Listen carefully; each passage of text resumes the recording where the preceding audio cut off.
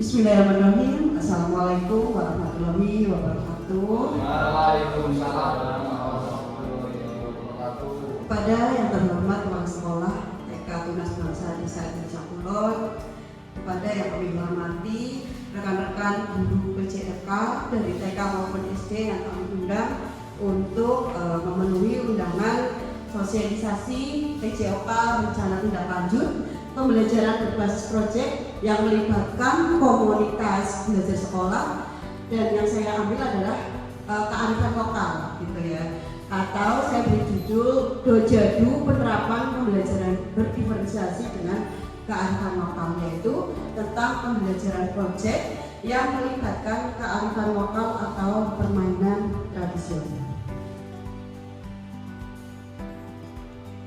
Sebelumnya, perkenalkan, saya sendiri adalah nama murni, kemudian instansi saya adalah TK Tunas Bangsa Desa Desa Kulon, yang dalam hal ini ditugasi menjadi guru PJOK untuk mengembangkan berbagai aspek fisik motorik yang terintegrasi dengan bidang pengembangan lainnya.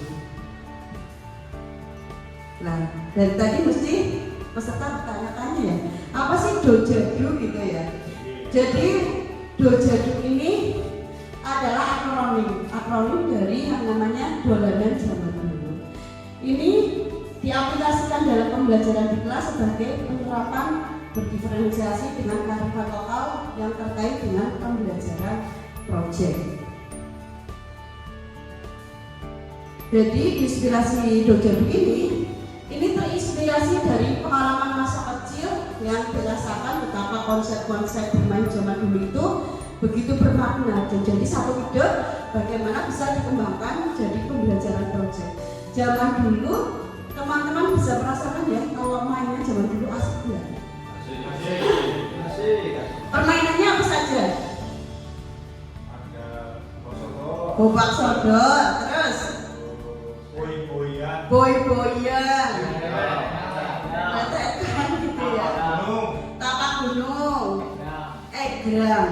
Dan ketika kita bermain itu kayak hanya bermain, padahal itu banyak aspek yang dikembangkan, terutama dari aspek fisiknya. Dengan permainan itu ada larinya, ada melompat, ada kerjasama, dan lain-lain yang bisa dikembangkan.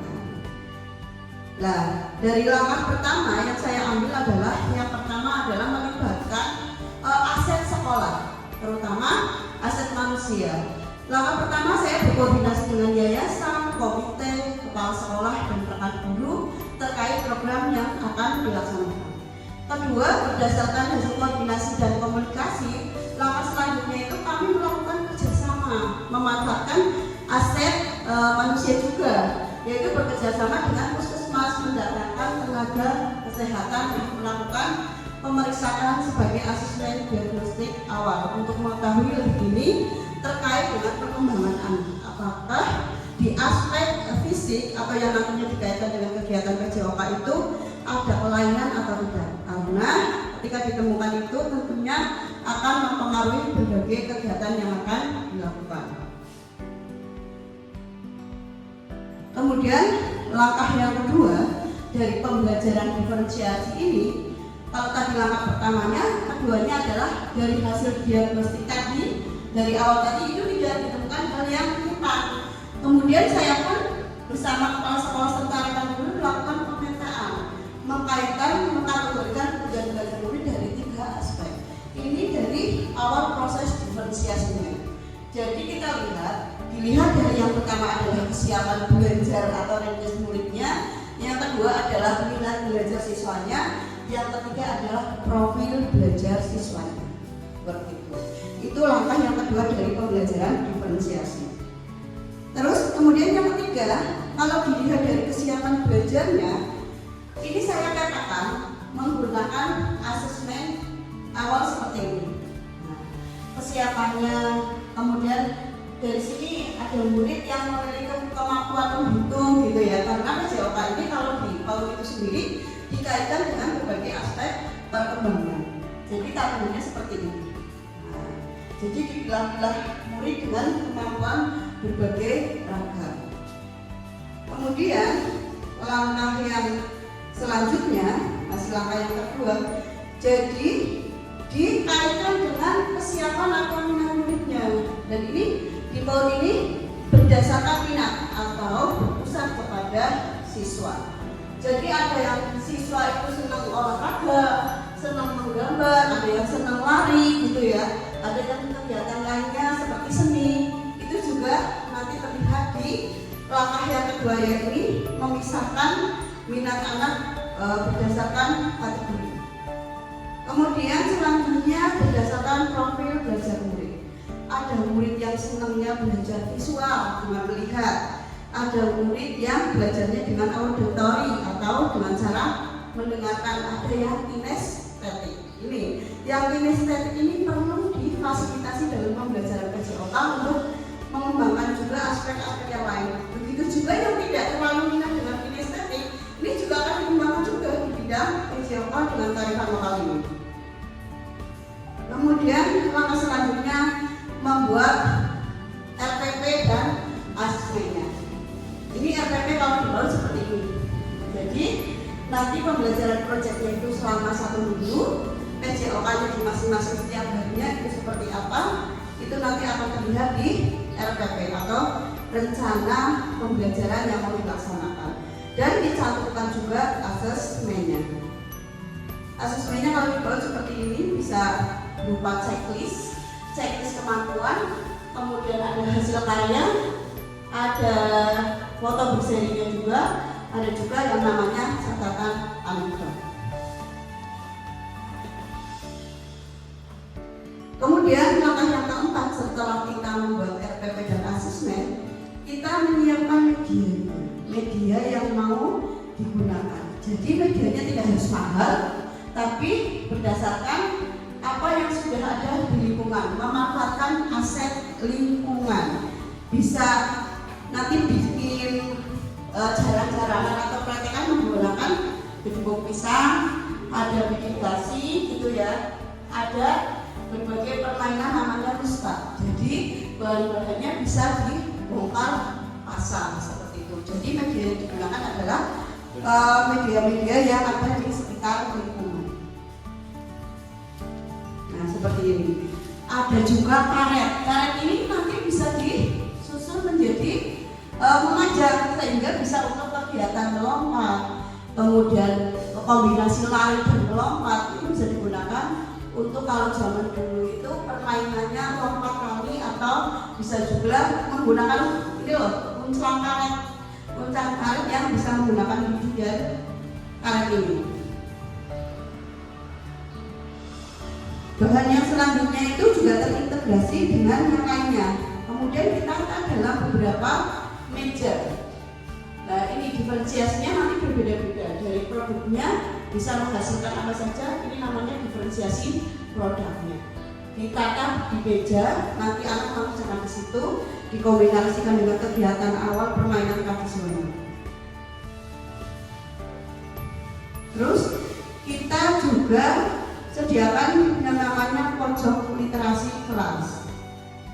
Ada lagi penataan lingkungan lainnya yaitu pada tahap pelaksanaan. Jadi pada tahap pelaksanaan seperti halnya yang lain, menyiapkan penyambutan anak, kemudian ada baris gitu ya, pembiasaan hidup bersih dan sehat. Kemudian di kegiatan awal adalah doa, ada menonton video tentang kearifan lokal yang ada di daerah. Kalau dalam hal ini gambar saya tunjukkan dengan wayang yang sangat kental di daerah kita, itu juga bisa dijadikan permainan ya. Nanti wayangnya bisa dibuat menggunakan bambu nipah juga bisa. Itu juga bisa tidak hanya anak duduk tapi nanti bermain drama, memainkan peran wayang juga bisa. Langkah selanjutnya nih. Jadi mereka berkreasi menggunakan daun nipah, kemudian dibikin wayang. Kemudian ada di area yang lain membuat topi, bisa nanti buat permainan drama wayang orang dan kegiatan berhitung di sisi yang lain. Di sisi yang lain juga difasilitasi dengan mengenal angka, mengenal huruf dengan media-media yang mudah didapat. Nah, ini adalah kegiatan area main drama menggunakan wayang gitu ya. Ada yang memukul gamelan, menggunakan beberapa alat musik perkusi. Terus langkah kegiatan selanjutnya adalah penutup. Kemudian di hari selanjutnya itu kita juga membawa anak-anak keluar sekolah untuk bisa mengenal lingkungannya gitu. Ini yang masih ada di dalam kelas membuat pletekan dari daun pisang, dibikin tembak-tembakan. Mereka ada yang bersembunyi terus lari saling mengejar seolah-olah sedang memainkan peran menjadi tentara. Ada bermain tembulu, kemudian ekoprint untuk motorik halusnya, karena PJOK di PAUD itu tidak hanya terfokus pada motorik kasar, yaitu melibatkan aspek fisik seperti lari dan lain-lain, tapi ada yang namanya motorik halus. Jadi koordinasi mata dan tangan juga distimulus. Kemudian ada bermain jago-jagoan, tebak teman. Ini juga perlu kecepatan lari terus ke tengah, terus saling menebak. Kemudian ada lagi saya bawa ke lingkungan yang ada di daerah Adureja, bermainnya itu di daerah yang memang kebudayaannya masih kental. Ada bermain lompat tali, terus lunggungan, itu sangat asik ya. Jadi tidak terfokus pembelajaran di dalam kelas, tapi bisa keluar kelas seperti itu. Nah, bermain sundamanda juga di halaman. Ini anak sendiri yang menggambar. Jadi fisik motorik halusnya kena, melompatnya juga kena, sosialisasi dengan teman juga kena, mengenal aturan main, berarti masuknya ke afektif gitu juga kena. Dan yang di sini adalah permainan lempar karet atau lempar bola gitu ya. Kalau kita menyebutnya adalah kuncelan karet. Ini kita juga masih di dalam kelas. Di akhir pekan itu merefleksi pembelajaran menggunakan Dojo ini ternyata masih menarik bagi anak, sehingga dilanjutkan lagi di dalam pembelajaran di kelas. Nah, kemudian dari praktik-praktik baik ini diharapkan kita bisa berbagi dengan rekan yang lain yang ada di komunitas sekolah.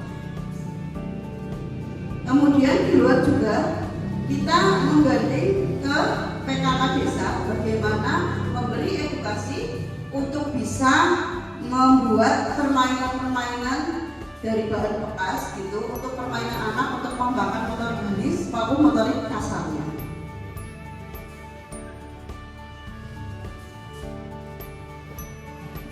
Berbagi praktek baik juga kita lakukan di dalam webinar-webinar yang diselenggarakan oleh pemerintah gitu. Kemudian tindak lanjut ini juga diputar melalui YouTube bekerja sama dengan kementerian dari Paudikmas gitu. Jadi bisa dimasukkan ke dalam platform-platform pendidikan seperti PMM dan kayak YouTube yang diselenggarakan oleh lembaga-lembaga lainnya. Tidak lupa kita juga bisa share di sosial media kita baik TikTok, FB, YouTube, WA dan lain-lain. Itu nanti bisa sharing dengan rekan sejawat untuk bisa mereka memberikan umpan balik. Begitu juga dengan testimoni yang diperlukan bisa juga dari wali murid, kepala sekolah, rekan guru atau masyarakat serta anak itu sendiri. Jadi dari umpan balik ini akan memberikan bagaimana perbaikan-perbaikan yang harus kita lakukan terhadap praktek yang sudah kita lakukan. Rencananya praktek-praktek baik ini nanti akan tidak hanya di topik kalau di PAUD itu di topik imajinasi itu, tapi nanti akan dikembangkan di topik lainnya dan akan ditulis menjadi buku yang ber-ISBN agar menginspirasi pendidik lain. Dan mencoba memperbaiki murid atau siswa kita, perbaiki diri kita sendiri terlebih dahulu, karena seorang guru itu adalah orang yang berani mengajar dengan tidak pernah berhenti belajar. Terima kasih, mohon maaf hanya itu yang bisa saya sampaikan. Wabillahi taufiq wal hidayah. Wassalamualaikum warahmatullahi wabarakatuh.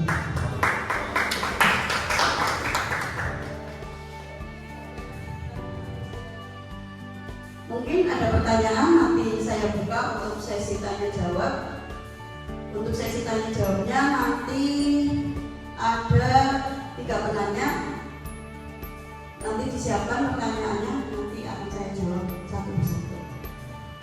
Kepada Pak Budi disilakan.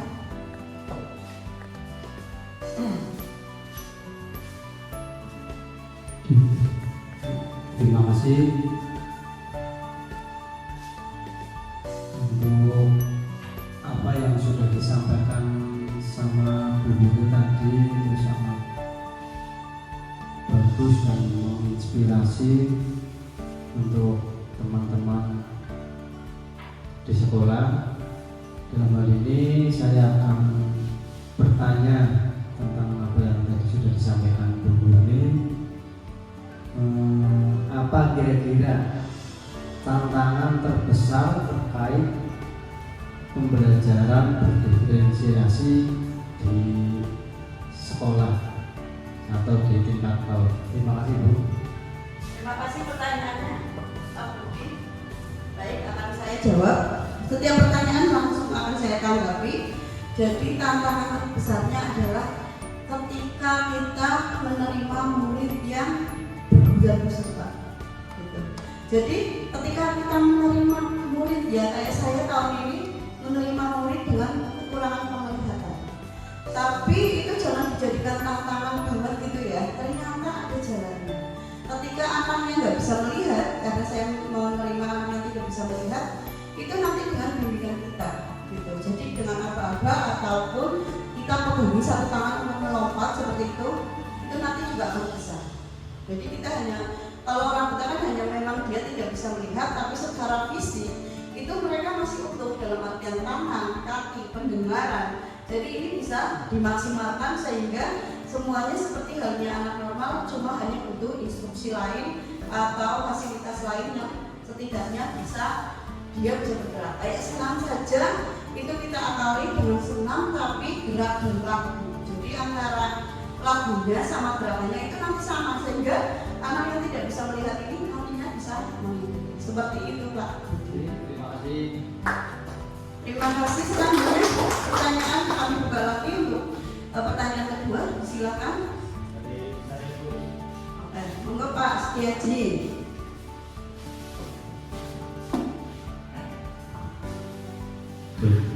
Bismillahirrahmanirrahim. Assalamualaikum warahmatullahi wabarakatuh.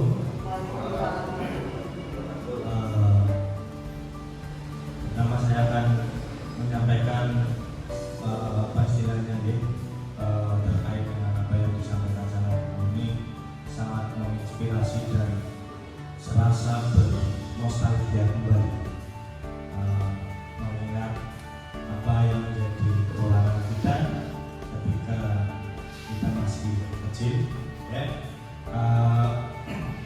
Terkait dengan apa yang disampaikan sama Bu Mimi, yaitu dolanan zaman dulu. Nah, ada beberapa pertanyaan ini yang akan saya sampaikan, yaitu bagaimana reaksi anak-anak PAUD atau TK ketika diperkenalkan kegiatan PJOK yang biasanya kan sudah identik di sekolah dasar, SMP dan seterusnya. Nah, itu reaksinya gimana untuk anak-anak TK atau SD PAUD ketika dikenalkan kegiatan PJOK dengan Boljadu atau dolanan zaman dulu atau permainan dengan kearifan lokal. Seperti itu Bu pertanyaan dari Oke, saya. baiklah, saya jawab. Terima kasih Pak Setiaji atas pertanyaannya. Jadi seperti ini, ternyata kegiatan zaman dulu yang tidak bisa dirasakan oleh anak sekarang. Kalau anak sekarang kan sudah terpapar gadget ya, atau kayak permainan-permainan yang menuntut dia tidak beraktivitas secara fisik. Jadi mainannya itu game. Kalau sekarang game online gitu ya, game gitu ya, permainan game. Anak tidak bisa bergerak seperti halnya kita dulu kan tidak ada gadget. Jadi kita kan keluar untuk bisa bermain. Kalau zamannya sekarang itu penggunaan gadget sangat luar biasa. Jadi ini sangat bermanfaat ketika saya sosialisasikan ke orang tua maupun ketika pelaksanaan kelas. Ternyata anak-anak sangat antusias karena mereka tidak bisa menikmati kayak kita dulu, dan ini dikenalkan itu bagaimana mengurangi bahaya gadget gitu. Jadi dikenalkan bagaimana ternyata permainan fisik itu menggunakan karet dan lain-lain itu sangat menarik bagi anak-anak zaman sekarang yang tidak mengenal permainan kita zaman dulu. Begitupun ketika dibikinkan jaranan dari pelepah pisang itu pun sangat luar biasa. Jadi kalau zaman dulu kan kita dari pelepah pisang dibikin apa saja ya? Tembak-tembakan, betul, perkataan gitu ya, jaranan, kemudian kayak mobil-mobilan ya, dibikin dari jeruk gulung apa ya, dari jeruk gulung gitu. Jadi itu sangat luar biasa sekali ketika itu dibawa kelas. Tembulung tahu ya, tembulung itu kelapa yang masih kecil banget. Ketika dimainkan di kelas bisa berputar sampai berapa putaran. Ini juga anak-anak belajar menghitung. Kalau putarannya lebih lama, otomatis ketika diangkat berputarnya juga lebih lama begitu. Tapi ada tantangan tersendiri kalau anak-anak sekarang memang ketika menyematkan lidi ke belulungnya itu kadang-kadang kan masih lepas. Memang itu kalau dibaut itu perlu penguatan banget antara koordinasi mata dan tangan sehingga bisa menatap secara penuh gitu ya. Itu bisa kuat gitu. Itu yang harus diperhatikan. Jadi sangat luar biasa sekali Pak untuk pembelajaran ini PAUD menggunakan permainan dolanan zaman dulu atau bojadu ini sangat menginspirasi dan ketika kita butuh kerjasama dengan wali siswa untuk membawa bahan-bahannya seperti pelepah pisang, jeruk pisang, ada kulit jeruk gitu ya, jeruk gulung itu atau permainan yang lain, mereka sangat mendukung dan sangat antusias ketika kita minta bantuan untuk setiap anak membawa alatnya atau bahannya yang ada di sekitar mereka untuk bisa datang ke sekolah sambil membawa itu dan bikin di sekolah. Itu juga mensosialisasikan ke orang tua untuk di rumah jangan selalu terpaut dengan gadget, tapi bisa dikenalkan dengan permainan-permainan sederhana yang bisa menguatkan motorik anak-anak. Terima kasih atas semua pertanyaan. Saya lanjut ke pertanyaan berikutnya. Oke, Pak Priya Sumasko, silakan. Terima kasih. Assalamualaikum warahmatullahi wabarakatuh.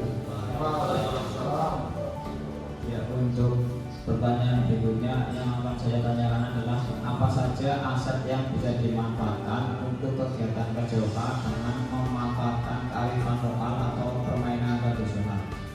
Itu pertanyaan dari saya. Wassalamualaikum warahmatullahi wabarakatuh.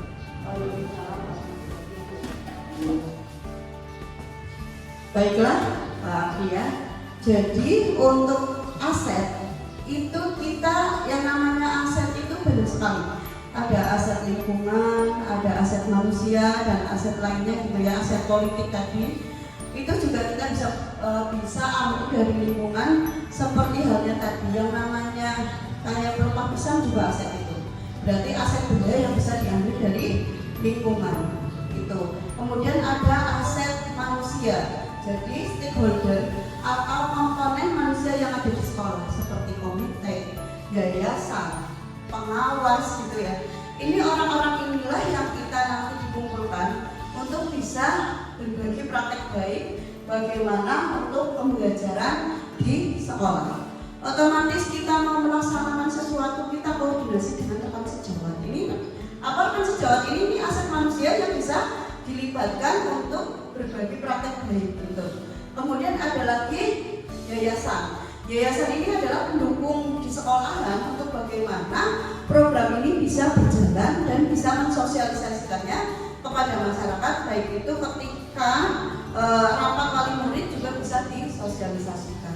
Kemudian aset lingkungan lainnya, ketika saya sendiri itu nggak punya lapangan luas ya, kalau di sekolahan itu terbatas sekali. Saya memanfaatkan aset dari lahan tetangga gitu.